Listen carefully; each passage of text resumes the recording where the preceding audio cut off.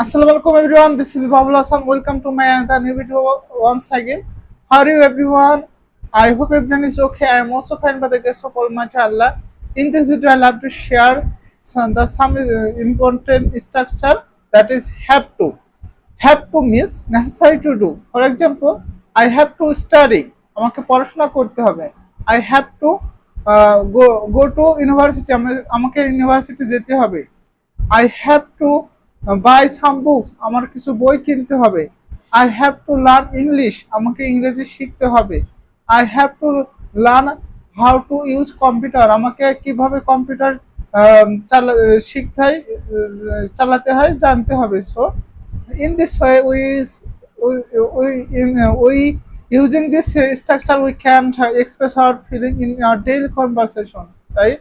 So আমরা এভাবে অনেক এই স্ট্রাকচার ব্যবহার করে অনেক সেন্টেন্স তৈরি করতে পারি। আপনারাও এভাবে অনেক সেন্টেন্স তৈরি করবেন।